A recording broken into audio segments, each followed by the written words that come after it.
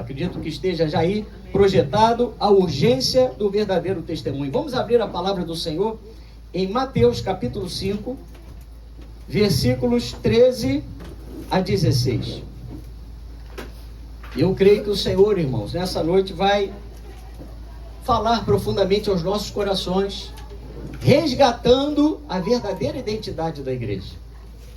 Mateus capítulo 5, versículos 13 a 16, diz assim a palavra do Senhor: Vós sois o sal da terra. Ora, se o sal vier a ser insípido, como lhe restaurar o sabor? Para nada mais presta, senão para, lançado fora, ser pisado pelos homens.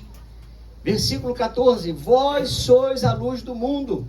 Não se pode esconder a cidade edificada sobre um monte, nem se acende uma candeia para colocá-la debaixo do alqueire, mas no velador, e alumia todos os que se encontram na casa. Vamos ler todos juntos o versículo 16, irmãos.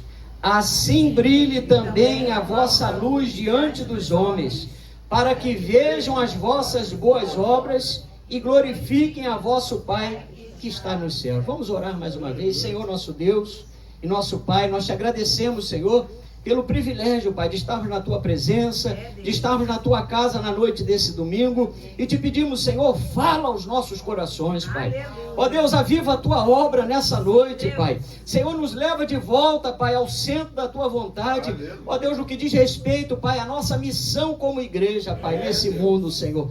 Fala aos corações nesta noite. Nós repreendemos agora toda a tentativa do inimigo contra a nossa mente, contra o nosso coração. Nós te repreendemos, inimigo, e te expulsamos agora em nome de Jesus, e que somente a presença do Senhor tenha liberdade neste lugar, em nome de Jesus. E você que crê, diga amém. Amém.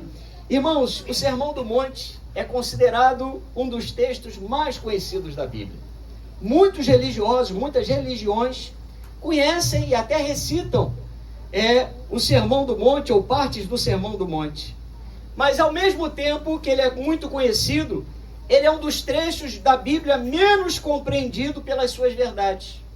A igreja parece que se esquece daquilo que o Senhor está nos apresentando nesse texto de uma forma contundente. Porque Jesus está nos mostrando aqui, do capítulo 5 ao capítulo 7, que embora nós estejamos no mundo, nós estamos aqui de passagem e nós estamos aqui para representar o reino de Deus nessa terra. Quem é representante do reino de Deus aqui, diga amém. Amém. Amém? Então, embora esse conjunto de ensinos de Jesus tenha sido colocado logo no início do Novo Testamento, irmãos, nos lembrando que nós precisamos agir como bem-aventurados que nós somos, Jesus também nos chama a responsabilidade para com o nosso próximo. A igreja tem uma responsabilidade com as pessoas que estão lá fora, irmãos, com o nosso próximo, com aquela pessoa que você desconhece, mas também com aquela pessoa que muitas vezes você conhece, mas que é uma pessoa que às vezes aos seus olhos é uma pessoa chata, é uma pessoa inconveniente, pode ser uma pessoa que não te agrada para você conviver com ela. Mas Jesus nos lembra nessa noite que como sal da terra, que como luz neste mundo, Jesus morreu também por aquela vida. E nós estamos vivendo, irmãos, justamente esse tempo onde nós estamos esquecendo das bem-aventuranças, daquilo que Jesus falou que nós temos que ser para então irmos ao mundo lá fora, para irmos às pessoas que não conhecem Jesus, porque Jesus falou que nós somos, mas Jesus também falou no Sermão do Monte aquilo que nós precisamos fazer. E aí, irmãos, é inevitável nós voltarmos e olharmos para o retrato da igreja primitiva. A igreja primitiva não foi só uma igreja cheia do Espírito Santo, porque ser cheio do Espírito Santo é uma condição primordial para a igreja. Mas a igreja precisa ser uma igreja simpática. A igreja precisa ser uma igreja também que seja uma igreja empática, uma igreja que olhe para as pessoas que estão lá fora com o mesmo olhar de Jesus. A Bíblia diz em Atos 2,47 que a igreja primitiva, a igreja de Jerusalém, ela contava com a simpatia de todo o povo. E a Bíblia continua a dizer, a ponto do próprio Deus acrescentar os que iriam sendo salvos dia após dia. Então, quando nós entendemos o nosso papel como igreja, irmãos, quando nós deixamos, o bem-estar, a comodidade de estar na igreja local e pensamos também que lá fora o Senhor quer nos usar, Ah, meus queridos, você vai ser um pescador de homens. Você vai ser uma pescadora de almas para Jesus. Quem quer ser pescador de almas aí, diga amém. A igreja primitiva, a igreja de Jerusalém fazia diferença porque ela não imitava o mundo. A igreja não imitava o mundo. A igreja que tenta ganhar o mundo, imitando o mundo, não compreendeu a sua vocação. E hoje é o que está mais acontecendo, irmãos. Os crentes estão querendo, como estratégia, imitar o mundo para ganhar pessoas para Jesus. E isso não funciona, porque as armas da nossa milícia não são carnais, mas são poderosas em Deus. Deus nos capacita com o seu Espírito, Deus nos capacita com os seus dons, Deus nos capacita com a sua virtude e Deus também nos capacita com o seu poder. Aleluia! Por isso você tem que ser cheio do Espírito Santo. Você tem que buscar a presença do Espírito Santo. Você tem que se alimentar dessa palavra para que de você venha a fluir a palavra de Deus. Aleluia. A Bíblia diz que aqueles que quiserem ser amigos do mundo serão constituídos inimigos de Deus. Não tem jeito. Nós não podemos imitar, não podemos colocar nada do mundo para dentro da casa do Senhor, irmãos. Quem ama o mundo, o amor do Pai não está nele. Mas parece que os discípulos de Jesus, a igreja contemporânea, está se esquecendo das bem-aventuranças. No lugar de sermos humildes de espírito, no lugar de chorarmos em busca do consolo de Deus, no lugar de sermos mansos, no lugar de termos sede e fome pela justiça, no lugar de praticarmos a misericórdia do Senhor, no lugar de termos o nosso coração limpo diante de Deus, de buscarmos a paz, de nos alegrarmos porque somos perseguidos por causa da justiça, porque muitas vezes somos injuriados por causa do nome de Jesus. Muitas vezes, irmãos, a igreja que deveria ser tudo isso, ela se esquece de que a sua verdadeira vocação é ganhar almas para Jesus. E que isso fique bem claro, irmãos, porque a igreja, ela não precisa, ela não deve ser reconhecida pelo louvor magnífico, ela não deve ser conhecida por ser uma igreja, uma grande catedral, uma grande construção, porque o mais importante, quando Jesus vier, ele virá buscar as almas, ele virá buscar as pessoas que entraram em aliança com Deus através de Jesus. Aleluia! A igreja dos últimos dias está se perdendo em distrações, irmãos. Nós estamos vendo aí na internet muitas disputas acontecendo no meio do povo de Deus, escândalos, igrejas que estão virando entretenimento. A pessoa vai para a igreja como se fosse para um cinema. A pessoa vai para a casa do Senhor na expectativa como se fosse assistir uma peça, participar de um evento social. Quantas pregações de autoajuda, quantas pregações de positivismo. Mas Jesus aqui nos chama a responsabilidade em Mateus capítulo 5. Ele resume, irmãos, toda a lei de Deus, os profetas. E ali, com a sua graça, com a sua verdade, ele nos mostra que a maior missão da igreja é apresentar o reino de Deus a este mundo. Diga, apresentar o reino de Deus a esse mundo. Mas, pastor, o que é o reino de Deus? Eu gosto muito da definição do apóstolo Paulo, lá de Romanos 14, 17. É um reino de paz, de justiça e alegria no Espírito Santo. Não é nada que você pode tocar, mas é algo que você e eu podemos viver. Se você faz parte desse reino, você pode passar a maior luta desse mundo. Você pode estar no olho do furacão, mas você tem o descanso de Deus. Você tem o consolo do Espírito Santo. Você tem a presença de Deus contigo por onde quer que você vá, irmãos. É isso que o mundo precisa ouvir de nós. Não um reino palpável. Quantos evangelhos apresentando a teologia da prosperidade? Quantas pessoas sendo apresentadas a um evangelho, irmãos, de mentira, a um evangelho que não exige o arrependimento. Você vê João Batista, não é? Preparando o caminho do Senhor, dizendo, arrependei-vos, porque está próximo o reino de Deus. E aí Jesus vem e traz com ele, né, inaugura o reino de Deus sobre a face da terra, no sentido de apresentar esse reino aos homens. E ele nos deu a possibilidade, ele nos deu a missão de estendermos, de expandirmos esse reino às pessoas que estão lá fora. Fala para o seu irmão, ele te deu essa missão. Aleluia! Na parábola do grão de mostarda, Jesus disse que a semente do reino foi lançada e ela continua crescendo. E Jesus comparou a semente do reino como a semente do grão de mostarda. É uma semente pequena, irmãos, mas ela se expande.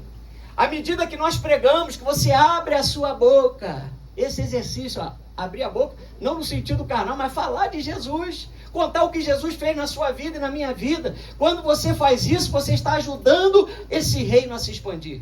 Você está fazendo aquilo que agrada ao coração de Deus. Aleluia. Aleluia. A essência desse reino não está na política. Me desculpa eu te frustrar, mas nenhum político é um representante, no sentido da palavra. Ele não tem essa representação do reino de Deus na vida dele. Esse reino também não está presente nas religiões, nem no materialismo, nem nos prazeres da carne, nem no apetite dos olhos, nem na soberba da vida. Mas esse reino pode ser acessado por todo e qualquer homem através da fé na pessoa de Jesus. Quantos estão ligados a esse reino aqui nessa noite? Amém? Aleluia! Jesus veio para aproximar o reino de Deus aos homens, irmãos. E Ele nos comissionou para que venhamos a falar desse reino a toda criatura. Ah, pastor, o senhor não está contando novidade nenhuma. Mas é verdade, irmão, não estou não, porque a palavra já está aí. É uma coisa que nós não estamos fazendo. Os crentes, de uma forma geral, não estão testemunhando de Jesus.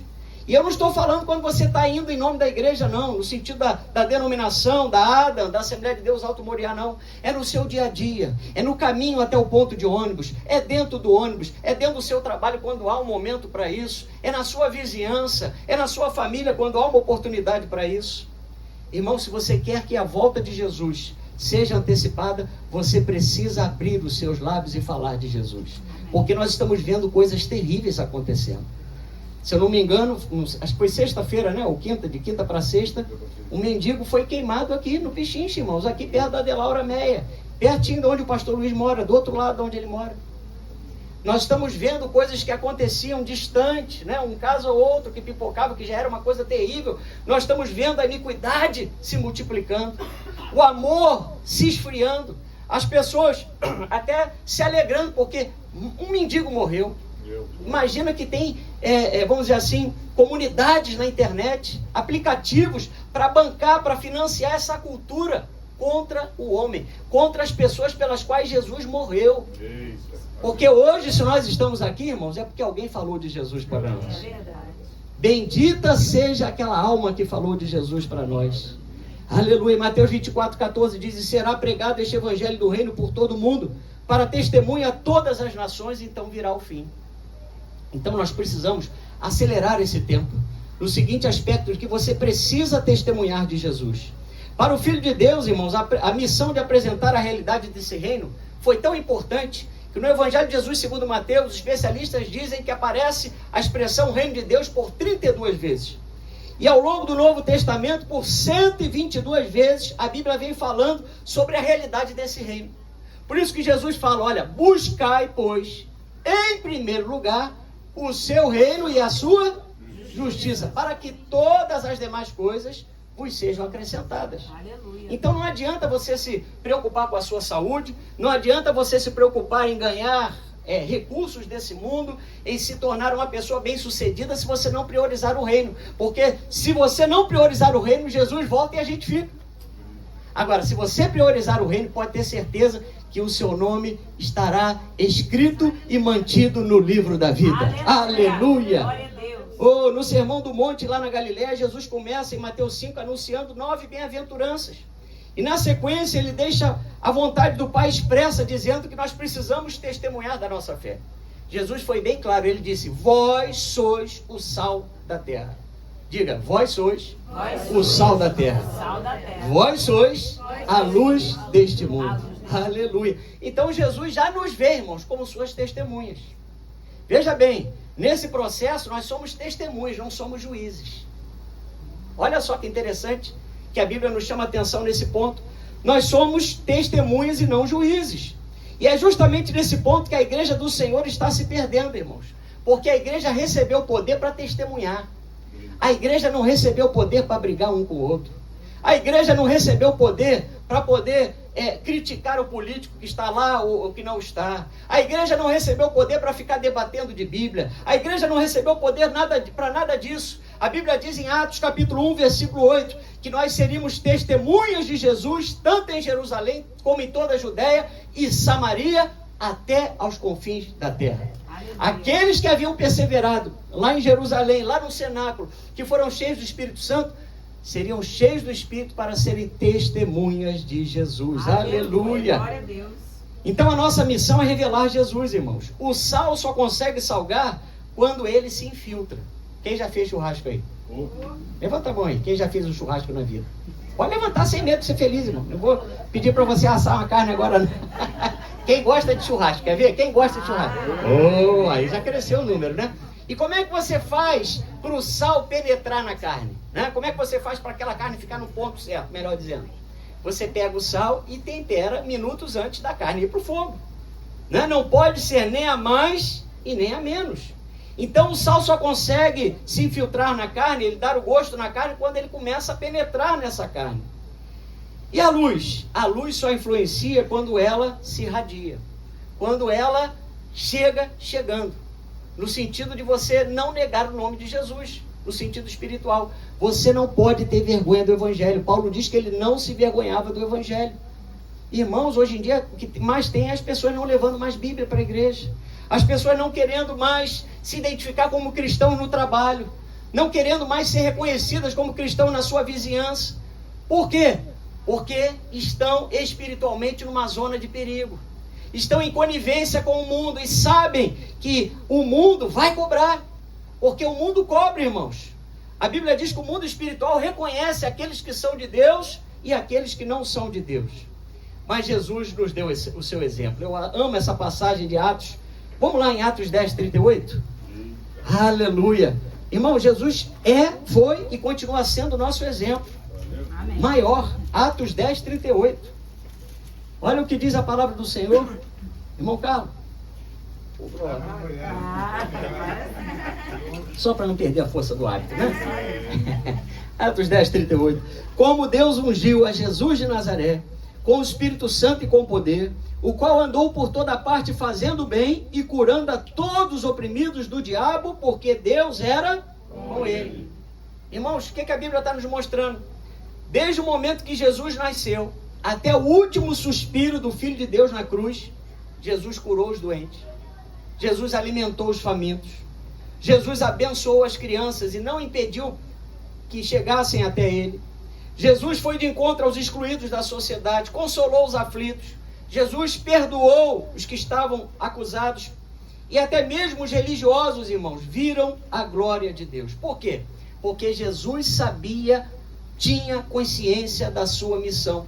E a igreja precisa ter a consciência da sua missão. Irmãos, nós não estamos aqui somente recebendo informações para que o nosso tempo seja, vamos dizer assim, passado da melhor forma, não. Essas informações, essas verdades, precisam se transformar em ações na nossa vida. Vamos lá em João 6. João 6. Volta um pouquinho aí. Olha o que a Bíblia diz. João 6, 38 a 39. Olha como é que Jesus, a consciência de Jesus. Ele diz assim: porque eu desci do céu, João 6, 38.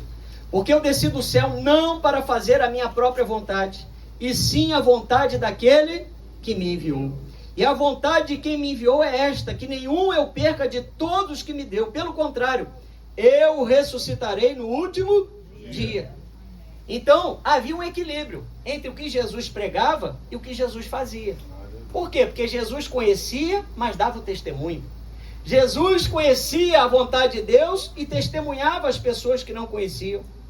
Quando os discípulos de João Batista foram até Jesus para ter certeza de quem realmente ele era, Jesus mandou os discípulos de João Batista falarem para ele: olha, os cegos veem, os coxos andam, os leprosos são purificados, os surdos ouvem, os mortos são ressuscitados e aos pobres está sendo pregado o Evangelho. Aleluia!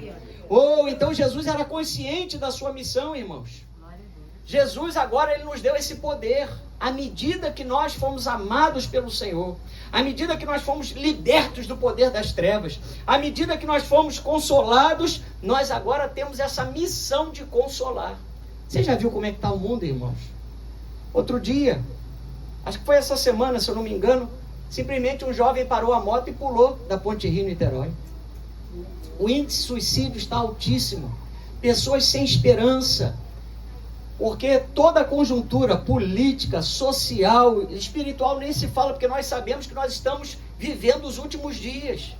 E nesses últimos dias, irmãos, as coisas vão ficar cada vez mais difíceis.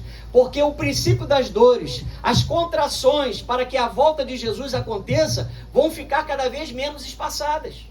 Terremotos, maremotos, epidemias. Agora estão dizendo que já tem um novo vírus aí da China que já está circulando aqui em partes do Brasil. Já está aí. Nós sabemos que os profetas de Deus têm alertado para depois do carnaval, para nós ficarmos ligados, porque, irmãos, o mundo está afrontando a Deus. O mundo está afrontando a Deus com as suas atitudes. O mundo está afrontando a palavra de Deus com seu deboche. Irmãos, nunca os símbolos sagrados, como a Bíblia, né? A figura dos sacerdotes, a igreja do Senhor, foi tão enxovalhada como nos últimos dias.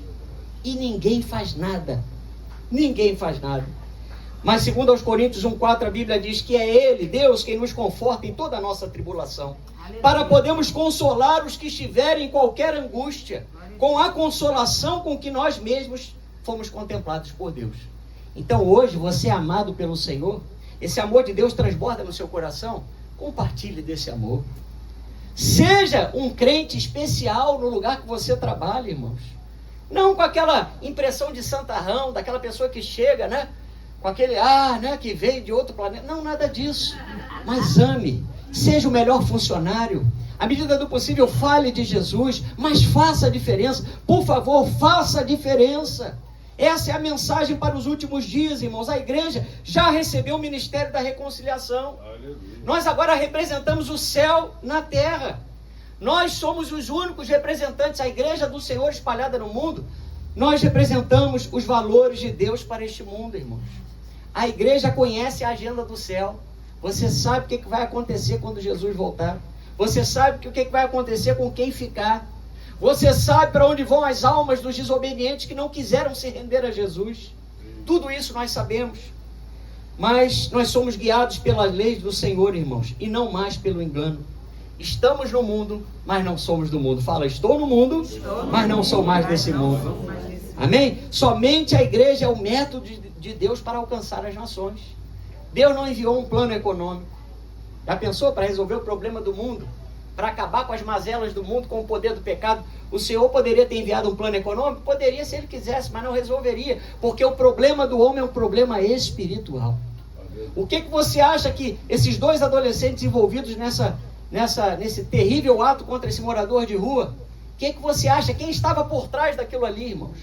Quem é que mobiliza a rede social para que as pessoas façam desafios para a morte, para causar dor, para se automutilar? Quem está por trás disso?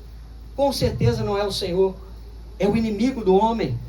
É o inimigo da igreja. Vamos lá, voltando lá para Mateus capítulo 5. Deixa a sua Bíblia aberta aí. Irmãos, a Bíblia diz que esse mundo jaz no maligno. A urgência de sermos sal da terra e luz do mundo se dá pela ação do pecado da humanidade, que tem sofrido pelo ataque às famílias. As famílias estão sendo atacadas. Injustiças crescendo.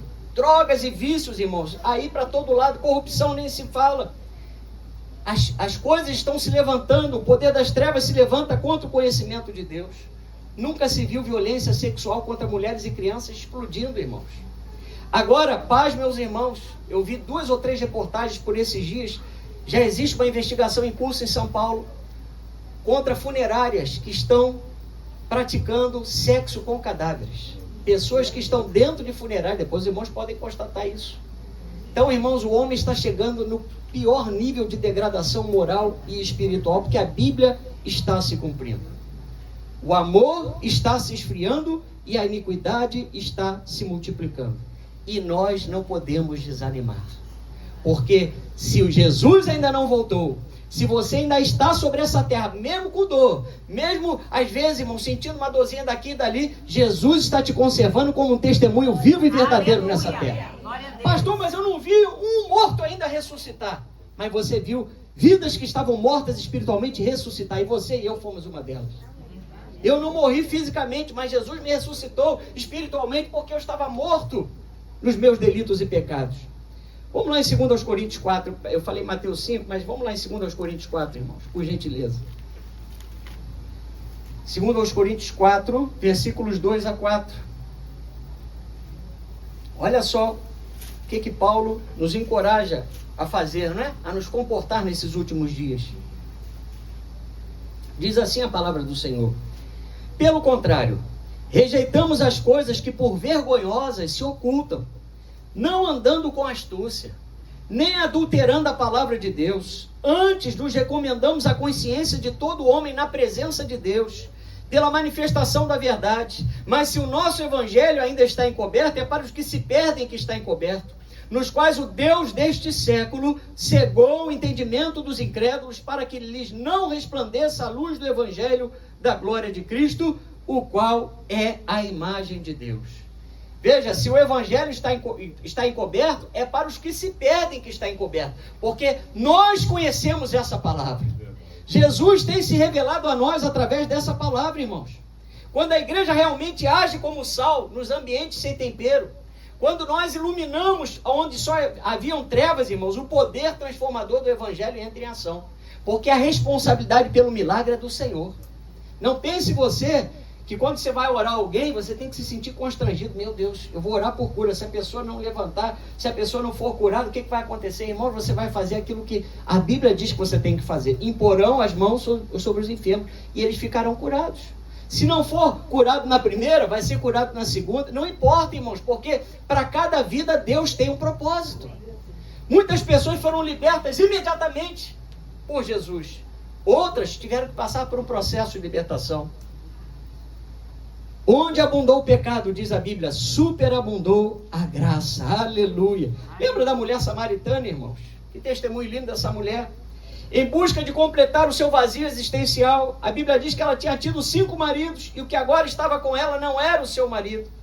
Mas quando ela se encontra com Jesus lá na beira daquele poço, a Bíblia diz então que ela tem um encontro com a água da vida, com a fonte da água viva, com o profeta verdadeiro do Senhor. Jesus se revelou a ela como profeta de Deus e a salvação chegou àquele coração. E quando a salvação chega no nosso coração, irmãos, nós queremos falar do Salvador. Vou repetir. Quando a salvação chega no nosso coração, nós precisamos falar do Salvador. Aleluia. Compartilhar a salvação. Quem gosta de compartilhar da salvação? Amém? Amém? Ah, pastor, mas tem uma página, o Fuxico gosta, eu tenho a página disso. Eu gosto só de mandar, é mandar. Irmãos, eu estou falando de missão espiritual. Isso aí nem deve estar no seu cronograma de vida, na sua rotina diária, porque isso aí não vai edificar. Nós não somos patrocinadores, né, da obra da destruição, mas Deus nos deu o ministério da reconciliação. Essa mulher, irmãos, imediatamente ela deixa o cântaro e vai à cidade anunciar Jesus. Veja, ela acabou de conhecer Jesus, reconheceu que aquele era o profeta de Deus. Jesus revelou segredos que só ela conhecia. Então ela deixa o seu cântaro e vai falar de Jesus. João 4:39-42 diz: muitos samaritanos daquela cidade creram em Jesus, em virtude do testemunho da mulher que anunciara. Ele me disse tudo quanto tenho feito. Vindo, pois, os samaritanos ter com Jesus, pediam-lhe que permanecesse com eles. E ficou ali 2 dias. Muitos outros creram nele por causa da sua palavra. E diziam à mulher, diz o versículo 42, já agora, não é pelo que disseste que nós cremos, mas porque nós mesmos temos ouvido e sabemos que este é verdadeiramente o Salvador do mundo. Glória a Deus. Quem crê que é salvo por Jesus? Quem crê que essa palavra é a palavra de Deus? Meus irmãos, o que nós estamos esperando para fazer a obra do Senhor? Nós fazemos visita no hospital há quase 14 anos, irmãos. E nós lidamos ali com crentes que vão parar no hospital porque não quiseram fazer a obra do Senhor. Não somos nós que concluímos isso, não. Eles mesmos falam. Tive muitas oportunidades de servir ao Senhor. Olha, o Senhor já estava levantando seus vasos, seus profetas, dizendo que eu tinha que abrir a boca, dizendo que eu tinha que fazer o meu papel como igreja. E agora o Senhor me permitiu passar essa enfermidade para que eu viesse a pregar aqui nesse hospital. Meus irmãos, não espere o dia mau chegar à sua vida para você fazer a vontade de Deus. Você pode falar do Senhor no shopping. Você pode falar do Senhor na farmácia. Você pode falar do Senhor no mercado. Irmãos, Deus te deu. Abre a sua boca. Deus já te deu o ministério da reconciliação. Você pode pegar a mão dessa pessoa que ainda não tem Jesus, e fazer com que ela dê as mãos ao Senhor Jesus. Reconciliação, não é? É trazer de volta aquele que estava perdido, que estava afastado do convívio. Queridos, os discípulos de Jesus que haviam ido comprar alimentos, nesse momento, chegaram da cidade sozinhos. Eles trouxeram alimentos, mas não trouxeram vidas. Aqueles que estavam com Jesus, que deveriam evangelizar, Jesus pediu para que eles fossem lá ver alimentos. Eles voltaram de mãos vazias, não tinha uma alma, não tinha uma vida. nesse tempo que eles poderiam contar que haviam se convertido. Mas a mulher que mal tinha acabado de se converter, de ter o encontro com Jesus, ela saiu e foi fazer a obra. Isso me ensina que não é tempo de igreja, irmãos. Isso me ensina que não é teologia, não é nada disso. É você ter vida com Deus. Se você tem vida com Deus, você tem alegria da salvação. Aleluia. Você tem vontade de falar de Jesus. Você tem vontade de fazer a obra de Deus, irmãos. Aleluia. Aleluia. A igreja de Sardes, por exemplo, era uma igreja considerada uma igreja morta-viva. Porque ela estava mais parecida com o mundo do que com os discípulos. Ela não estava atenta à palavra. Suas práticas, suas ações, suas obras estavam aos poucos deixando de caminhar segundo a palavra de Deus. Quantos crentes, irmãos, estão perdendo, estão se tornando sal insípido, estão se tornando luz que... Tá, já o crente pisca-pisca, né? Luz, trevas. Luz, trevas. Trevas, luz. Para mudar um pouquinho, né? Mas, irmãos, por quê? Porque as pessoas não estão mais com disposição para fazer a diferença. Quantos crentes desistindo da obra do Senhor? Quantos crentes olhando para trás e dizendo: quando eu era do mundo eu não tinha essa luta toda. Mas, irmãos, o que o Senhor fez na sua vida? O profeta Ageu nos recomenda dizendo: considerai o vosso passado. Você podia ter do melhor, mas lembra que você era escravo no Egito. Você era servo de Faraó. O seu destino e o meu destino, por mais bonitinho que nós estivéssemos no lugar onde a gente estava, era o inferno. Com dinheiro ou sem dinheiro, bonito ou sem beleza, com estudo ou sem estudo, sem Jesus, qualquer ser humano está fadado à morte eterna, a segunda morte. Eu quero dizer para você que está aqui nessa noite: crentes de verdade não podem mais permanecer nas sepulturas. Se você gosta de um cemitério, meu irmão, vai deixando isso para trás em nome de Jesus. Jesus não quer te ver mais na sepultura. Amém. Jesus não quer que você se pareça, por exemplo, com o gadareno. Sabe por quê? Porque Jesus já nos libertou. Aleluia. E se verdadeiramente o Senhor já nos libertou, nós já estamos libertos pelo poder da palavra do Senhor. O inimigo vai tentar, ele vai tentar, mas você tem que resistir ao diabo. Aleluia. Quem está vivo e age como morto, irmãos, como alguém que ainda não teve encontro com Jesus, essa pessoa ainda não está liberta do poder do pecado, porque ela está se permitindo escravizar novamente. Imagina que Jesus quebrou esse elo de ligação nosso com o inimigo. Jesus nos tirou do império, do reino das trevas, nos transportou para o reino da luz, irmãos, e nos fez agora seus servos, seus amigos. Nós temos intimidade com Deus. Mas tem crente que ainda gosta de voltar ao lugar da onde o Senhor o libertou. 1 João 3,6 diz que todo aquele que permanece em Jesus não vive pecando. Todo aquele que vive pecando não o viu e nem o conheceu. Quantos conhecem Jesus? Amém. Quantos pela fé veem Jesus quando adoram Jesus? Eu não vejo o físico de Jesus, mas eu vejo ele pela fé. Nós nos entregamos a ele pela fé. Então nós temos que, irmãos, estar mortos para o pecado. Paulo diz: considerai-vos mortos para o pecado, mas vivos para Deus em Cristo Jesus. Romanos 6,12 diz: não reine, portanto, o pecado em vosso corpo mortal, de maneira que obedeçais às vossas paixões, nem ofereçais cada um os membros do seu corpo para o pecado como instrumentos de iniquidade. Meu Deus, se você sabe que Deus te tirou da cerveja, você vai botar cerveja para dentro da sua casa? Nesse momento aí de pré-carnaval, já bloco para todo lado, irmãos. Eu não estou falando de bloco de tijolo, não. De construção, não. É bloco mesmo. Você que veio do carnaval, você que veio dessa vida, você vai se permitir sentar diante da televisão e acompanhar os enredos dos sambas, que atualmente não estão mais escondendo. É simplesmente rituais. Porque, irmãos, quem serve ao inimigo não tem vergonha de apresentar o que eles acreditam. E muitas vezes nós temos vergonha das coisas de Deus. O Senhor nos empoderou através do seu Espírito Santo. O Senhor nos deu unção. O Senhor nos preparou. Olha, irmãos, quanto tempo vocês já estão na presença do Senhor.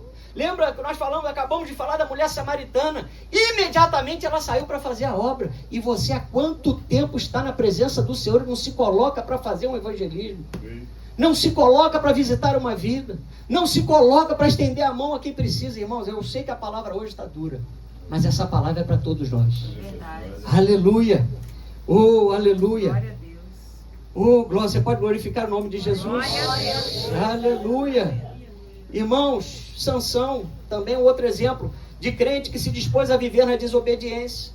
É um símbolo de um crente que deixou de ser sal e deixou de ser luz, irmãos. Por quê? Porque ele poderia ter sido um juiz que Deus levantaria para libertar o povo de Israel daquela opressão de 40 anos dos filisteus. Mas a Bíblia diz que Sansão não preservou o seu testemunho, não preservou o seu ministério, não preservou a sua própria vida. Sabe por quê? Porque o problema de Sansão é que ele era dominado pelas suas próprias paixões. E cada um aqui, né? A Bíblia diz que cada um é tentado segundo a sua própria cobiça, quando essa o atrai e o seduz. Todos nós aqui, antes de Jesus, tínhamos um ponto de vulnerabilidade. Jesus nos libertou, mas nós temos que ficar atentos para que nós não venhamos a praticar aquilo que Jesus já nos libertou.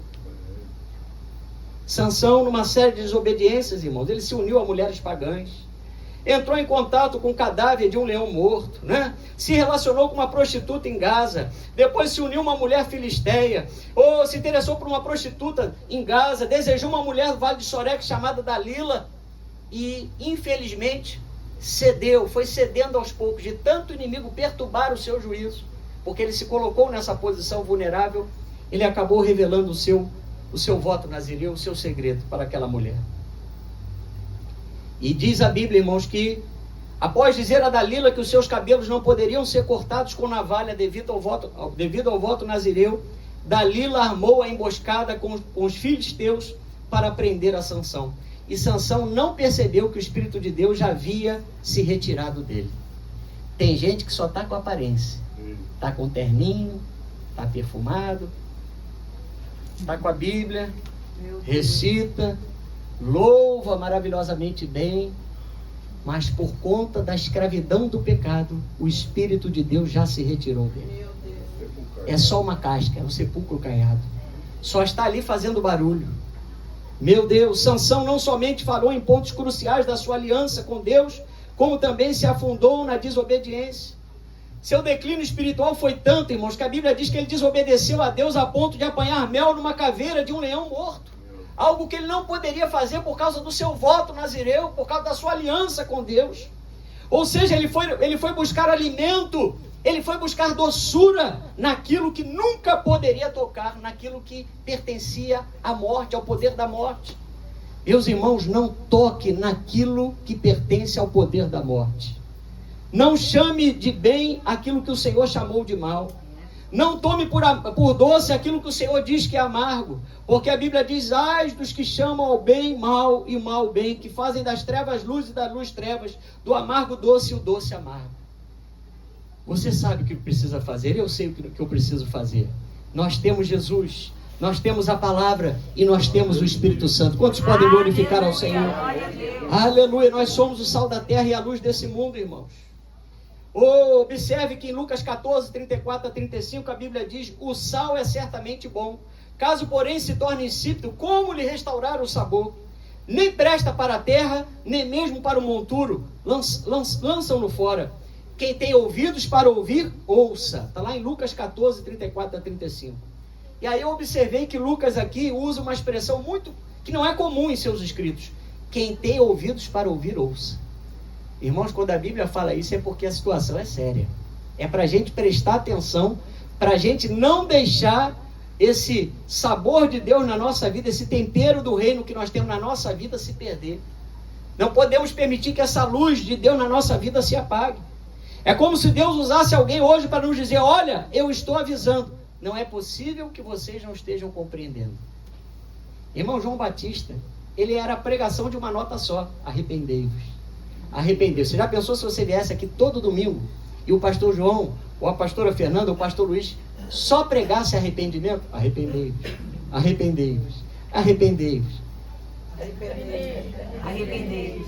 Pra gente não esquecer, só mais um. Arrependei-vos. Tá bom. Você já pensou? O que vocês iam fazer? Na carne, a pessoa fala: você está brincando, esse pastor não deve estar querendo estudar a Bíblia, só está falando abobrinha. Para me ouvir abobrinha, eu vou lá no Hortifruti, que tem um rapaz que fica no microfone: abobrinha, 2,39, 4 e pouco. É isso? Você já imaginou? Você estaria preparado para isso? Olha como é que o ministério de João Batista foi penoso, irmãos. Mas ele não deixou de falar a verdade. Nem nos lugares mais sujos, como a terra ou monturo, o sal tem utilidade, o sal insípido, pois o sal foi projetado para dar sabor. Você e eu fomos projetados para dar sabor. E eu não estou falando aqui, irmãos, de qualificações humanas, de formação, nada disso não. Estou falando daquilo que Deus nos deu para compartilhar, do amor de Deus, da graça de Deus, desse favor que nos alcançou. Aleluia! Se voltarmos ao Antigo Testamento, veremos que o sal era um dos ingredientes do incenso sagrado do tabernáculo. Ou seja, tem que ter tempero de Deus na minha vida para minhas orações subirem e chegarem ao trono da graça do Senhor. O sal apontava para a natureza indissolúvel também da aliança entre Deus e Israel, porque ele era um agente purificador das ofertas e um conservante para as ofertas. Está lá em Levítico 2,13, Êxodo 30, 35, está tudo aí na Bíblia, mostrando que o sal era usado. Por isso que Jesus fez essa comparação, fez essa simbologia, nos apresentando como sal da terra e luz do mundo. Por isso, tanto nas ofertas de manjares, ou seja, dos produtos vegetais como farinha, azeite, cereais, vinho, incenso, bem como nos holocaustos apresentados a Deus, o sal era usado, nos lembrando que até as nossas ofertas, a nossa adoração, o nosso louvor, precisam estar temperados. Irmãos, Deus não gosta de comida sem sal. Você gosta de comida sem sal? Diga amém. Quem gosta, diga amém. Ninguém, irmão, porque desvaloriza o prato. Não faz diferença, né? Pode ser lá a melhor carne de porco. Meu Deus, aquela paleta abençoada. Se tiver aquela gordurinha, oh, bênção de Deus, né? Aquela carne, meu Deus do céu, que você olha assim, né? Que você corta até fininho para render bem. Chega a fechar o olho e vai devagarinho, só para degustar, né? Irmão, sem sal não adianta. Sem amor, lembra do que Paulo fala lá em 1 Coríntios 13? Se não tiver amor, nada, para nada adianta. Não adianta. O nosso culto tem Jesus como centro da adoração, do louvor e da mensagem. Jesus diz: eu sou o caminho, a verdade e a vida, e ninguém vem ao Pai senão por mim. Aleluia! Ele é o motivo agora da nossa adoração. A nossa adoração tem que estar temperada. A nossa forma de viver tem que estar temperada. A nossa forma de se relacionar com os irmãos em Cristo tem que ter o tempero, tem que ter o sal do reino de Deus. A nossa comunhão em casa, com a nossa esposa, com o nosso esposo, com os nossos filhos, tem que estar temperado pelo sabor do Senhor, irmãos. Com o reino de Deus, com o sabor desse sal que nos traz esse tempero, o equilíbrio certo. O que seria deste mundo sem a presença do Espírito Santo na vida da igreja? Irmãos, a coisa é tão... O poder que Deus deu à igreja é tão maravilhoso, é tão forte, que através da presença do Espírito Santo na igreja, é isso que ainda segura a manifestação do anticristo. Você já parou para pensar o que a igreja representa nesse mundo? Se a coisa não está pior, se o acelerador do inferno ainda não alcançou o seu limite máximo de destruição, de morte, de tudo isso, é porque a igreja ainda está nessa terra e faz oposição ao inimigo. Aleluia! Porque Deus não tem prazer na morte do perverso. Ah, pastor, mas aquele homem merecia, estuprou, cortou o corpinho da criança, jogou dentro do lago, jogou na piscina, jogou na cisterna, fez e aconteceu. Irmão, tudo isso eu sei que é muito ruim de ver, ninguém gosta, ninguém concorda. O cristão, ele também sabe identificar o que é o erro, ele sabe identificar o que é uma desobediência civil, um pecado, a gente sabe disso. Mas nunca nós temos que ser patrocinadores da morte. Nós vamos pregar arrependimento para essa pessoa e ela vai cumprir a pena dela, seja 30, seja 20, seja 18, 15 anos, não importa. Mas a palavra de Deus precisa chegar ao mais vil dos pecadores. Ezequiel 18, 27 a 28 diz: mas convertendo-se o perverso da perversidade que cometeu e praticando o que é reto e justo, conservará ele a sua alma em vida. Pois se considere e se converte de todas as transgressões que cometeu, certamente viverá e não será morto. Irmãos, o que abrevia o tempo das pessoas na terra, na maioria das vezes é o pecado. Porque o pecado gera a morte. Muitas vezes, inicialmente, imediatamente, é a morte espiritual. Porque Deus não tem compromisso com aquele que opta pela vida de pecado, pela vida da prática de pecado repetitivo da iniquidade. Mas quando Deus vê um coração contrito, quando Deus vê um coração quebrantado, como Deus vê alguém, como por exemplo o apóstolo Paulo, que antes sendo Saulo perseguia a igreja, e agora em Cristo, após o seu encontro com Jesus, ele reúne todas as suas forças, todo o seu empenho, todo o seu conhecimento da lei como fariseu, e pega a graça, esse conhecimento, essas revelações que ele recebeu de Deus, para ser um instrumento de Deus na terra. Ah, meus irmãos, ninguém pode parar o apóstolo Paulo. Por isso fez 3 viagens missionárias, irmãos. Ele levou o evangelho até a Europa, até a Ásia, enfim, compartilhou da palavra de Deus por todos aqueles lugares. A ausência de sal torna o alimento insípido, literalmente o deixa sem graça. Jesus não disse que nós somos o mel deste mundo. Ah, pastor, mas tem que ter muito cuidado hoje em dia, né? Para falar, porque tem gente que pode se ofender. Olha, nós estamos... Primeiramente, a Constituição nos diz que dentro do templo, dentro da casa do Senhor, nós temos liberdade religiosa para, dentro da doutrina do Senhor, nós falarmos a verdade. Então, graças a Deus, o Brasil ainda é um país que está com as suas portas abertas para a pregação do Evangelho. E segundo, ainda que não tivesse, nós temos o dever de falar a verdade. Com sabedoria, claro, sem dizer para a pessoa, né, olha... você está fazendo isso dessa forma, porque por assim você vai para o inferno. Não, a gente não vai chegar assim. A gente vai chegar e falar, olha, esse caminho é um caminho difícil, porque Deus não te planejou para isso, Deus não projetou você para isso, Deus tem uma obra na tua vida. E aí, a partir do interesse da pessoa, a partir da oportunidade que você vai ter diante de Deus com aquela pessoa, você vai apresentando gradativamente a verdade. Quem está entendendo o que eu estou falando? Amém. Lembra de Paulo, quando ele agiu como ele agiu em Atenas, irmãos? Quando Paulo chegou em Atenas, a Bíblia diz que ele pregaria tanto na sinagoga como em praça pública. Mas você vai ver Paulo tendo uma sabedoria tremenda, porque tem muito crente espantando as pessoas que estão lá fora pela sua falta de sabedoria. Quando a Bíblia diz que tem um pastor que tem que ser temperado, tem pastor destemperado. Está aí na televisão, está na rádio, está aí para aí afora. Aí, como eu já ouvi muitas pessoas, mas representa o reino de Deus dessa forma? Então, irmão, nós temos que ter sabedoria. Paulo chegou lá em Atos 17, vamos lá para você poder ver como nós temos, irmãos, a responsabilidade nossa é muito grande, porque nós carregamos conosco a presença do Senhor. Aleluia. Atos 17, 16 a 17.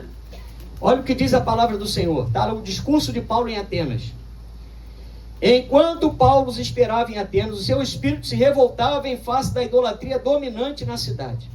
Por isso, dissertava na sinagoga entre os judeus e os gentios piedosos, também na praça, todos os dias, entre os que se encontravam ali. Só até aí, irmãos. Ou seja, Paulo aproveitou da religiosidade dos atenienses para apresentar justamente quem eles não conheciam. Que o mundo conhece muitos ídolos. O mundo conhece muitas imagens. O mundo conhece muitas simpatias, muitos rituais. Mas o mundo não conhece Jesus e nem a palavra de Deus. Então, como é que nós vamos misturar o misticismo? Como é que nós vamos misturar as coisas do mundo para o culto a Deus, para tentar salvar alguém que está no mundo? E aí, nós vemos, irmãos, o sabonetinho ungido, a rosa ungida, a pedrinha do Rio Jordão, a lasca da madeira da cruz de Jesus, e as pessoas acreditando porque estão usando os mesmos artifícios que estão sendo usados no mundo. Materialização da fé, fazer com que as pessoas precisem de algo concreto para crer na obra do Senhor. Mas Paulo, ele agiu pontualmente. Ele aproveitou para falar do Deus desconhecido. Perceba que em momento algum, se você ler esse discurso, nós já vamos pegar um outro trecho, mas em momento algum Paulo critica a superstição daqueles homens. Nem tampouco disse para eles que eles iriam direto para o inferno. Mas a Bíblia diz que ele tão somente anunciou a palavra de Deus. Vamos lá para o versículo 22. Olha só que sabedoria que Deus deu a Paulo. Então Paulo, levantando-se no meio do aerópago, disse: Senhores atenienses, está discursando, né? Em tudo vos vejo acentuadamente religiosos, porque passando e observando os objetos de vosso culto, encontrei também um altar no qual está escrito: ao Deus desconhecido. Pois esse que adorais sem conhecer é precisamente aquele que eu vos anuncio. Versículo 24, o Deus que fez o mundo e tudo que nele existe. Olha aí, Paulo demonstrando o nosso Deus. Sendo ele Senhor do céu e da terra, não habita em santuários feitos por mãos humanas, nem é servido por mãos humanas como se de alguma coisa precisasse, pois Ele mesmo é quem a todos dá vida, respiração e tudo mais. Agora o versículo 30. Ora, não levou Deus em conta os tempos da ignorância. Agora, porém, notifica aos homens que todos em toda parte se arrependam. Meu Deus do céu. Senhor, nos dá essa sabedoria de Paulo, para nós aproveitarmos as oportunidades para levar vidas à presença de Deus. Irmãos, muitos escarneceram de Paulo, está lá em Atos 17, 34, mas a Bíblia diz que muitos também se agregaram a Paulo. E por quê, irmãos? A resposta está no sal. O sal que havia na vida de Paulo, o sabor de Deus na vida de Paulo, provocava sede nas pessoas, e essa sede o mundo não pode saciar. Quando nós apresentarmos um Jesus que ama, mas que também oferece a oportunidade de transformação da vida das pessoas, as pessoas vão vir e vão ficar e vão se tornar discípulas e vão pregar para as pessoas que estão lá fora. Aleluia! Aleluia. Oh, glória a Deus! Porque o sal, irmãos, dá sede. Por que você voltou aqui hoje? Será porque o pastor João é tão bonito? Não, com certeza. Né? Fiz minha barbinha e tudo, mas não é para tanto, né, Clóvis? Como diz o outro. Como diria minha avó falava assim, não é para tanto, né, Clóvis? Mas por que os irmãos voltam? Porque todos nós temos sede da palavra de Deus. Porque não há outra água que sacia a nossa sede. Aleluia. Paulo nos adverte, irmãos. Nós temos então que aproveitar as oportunidades. Hoje nós somos como refletores da glória de Deus. Crente não tem luz própria. Hoje tem muito crente aí na mídia, principalmente, né? Esses famosos aí do evangelho, aparecendo assim como se fosse a última bolacha do pacote, né? Como se fosse aquela pessoa que só ele tem a revelação, que só ele é quem Deus usa, que só a igreja dele é a melhor. Irmãos, cuidado, porque nós simplesmente refletimos a glória de Deus. A luz não é própria. Diga, a luz não é própria. Se nós sairmos do alinhamento da palavra de Jesus, nós deixamos de refletir a glória de Deus. A luz é símbolo de vida, irmão. Sem a luz não haveria vida na terra. Sem luz as plantas não fariam a fotossíntese. Não extrairiam da atmosfera o gás carbônico e não devolveriam o oxigênio. Olha como é que a importância da igreja, irmãos. Nós pegamos as pessoas que estão rejeitadas, que o mundo diz que não tem jeito. Nós falamos, vem porque na presença de Deus tem jeito. E aí o que nós devolvemos para o mundo? Homens transformados, mulheres transformadas, pessoas que vão ser chefes de família, mulheres bem-sucedidas, filhos que vão respeitar os seus pais, porque o evangelho transforma. Aleluia! Vós sois a luz do mundo. Então quem anda na luz, irmãos, é aperfeiçoado no amor de Deus dia a dia. Porque a luz também, ela revela as imperfeições. As mulheres aqui, eu tenho duas em casa, né? A esposa e a filha. Nós sabemos que quando elas param para se maquiar, elas precisam de quê? Luz. Claro, da maquiagem, eu sei que vocês vão dizer isso, mas da luz, não é isso? Normalmente elas têm aquele lugarzinho que elas sentam, uma banquetinha, ela fica... aquele refletorzinho, né? Não pode ficar um porozinho sem a maquiagem. Por quê? Porque a luz revela as nossas imperfeições. E à medida que nós vamos deixando a luz revelar as nossas imperfeições, e nós vamos transformando aquilo que estava imperfeito para a glória de Deus, irmãos, a obra de Deus vai sendo feita. Pela misericórdia do Senhor. Mas eu falo isso pela misericórdia do Senhor. Hoje eu me sinto muito mais útil na obra de Deus. Vejo o Senhor fazendo uma obra linda na minha vida e na vida de vocês. Sabe por quê? Porque vocês e eu estamos nos deixando iluminar. Aleluia. Jesus disse que a candeia, a lâmpada de barro colocada em um castiçal, não deveria ser colocada sobre uma mesa, nem debaixo de um alqueire, que era um recipiente para se medir os grãos. E nem deveria ficar debaixo da cama, mas sobre um velador para iluminar a todos quantos que estão na casa. Então, se você é luz deste mundo, você tem que iluminar dentro da sua casa.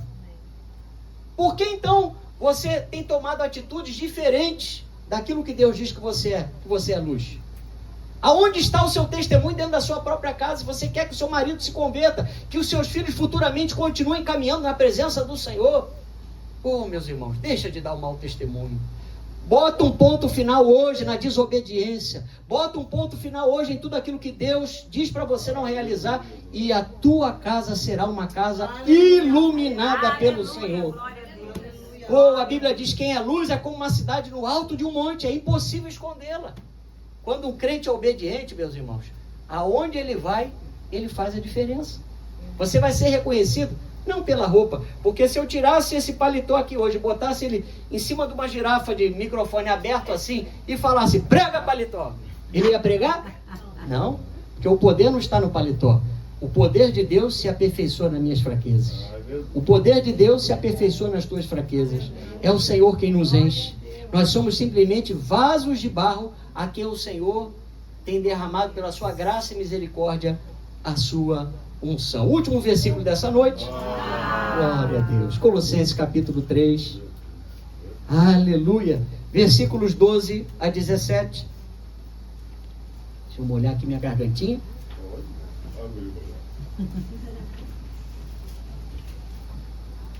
Maravilha. Colossenses 3, 12 a 17. Eu gosto muito desse texto. Nós sempre citamos ele nos nossos cultos aí de comunhão, de unidade, né? Que nós enfatizamos a unidade e o amor. A Bíblia diz: olha, revesti-vos, pois. O que é revestir, irmãos? É você envolver, é estar envolvido.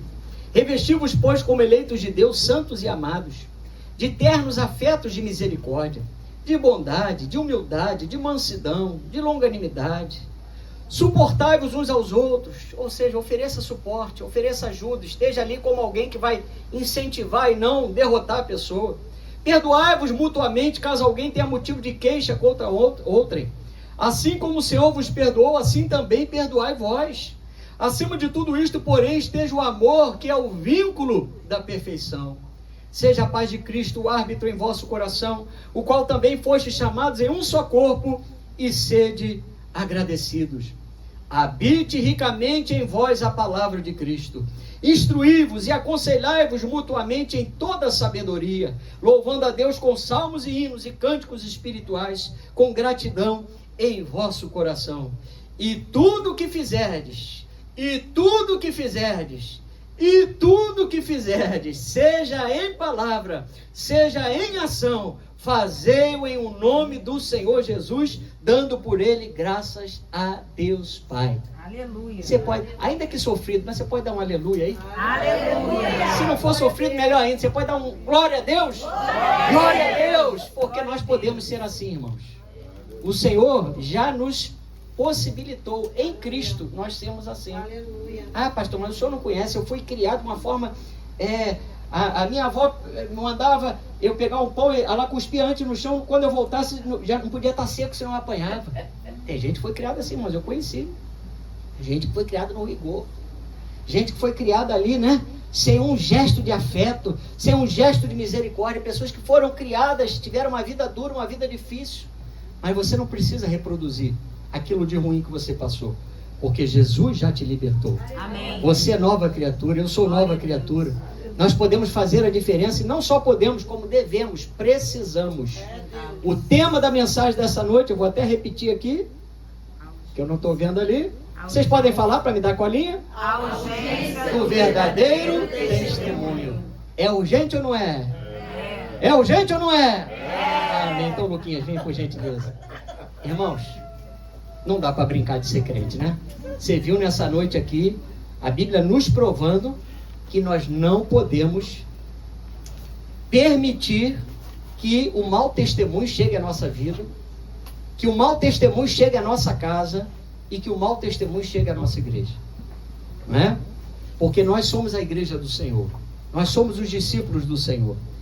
E volto a repetir algo que o Senhor ministrou no meu coração já tem alguns meses: a igreja verdadeira, ela não vai ser conhecida pela pregação. Os discípulos de Jesus serão conhecidos pelo amor, porque eles amam um ao outro, se amam entre si e amam o seu próximo.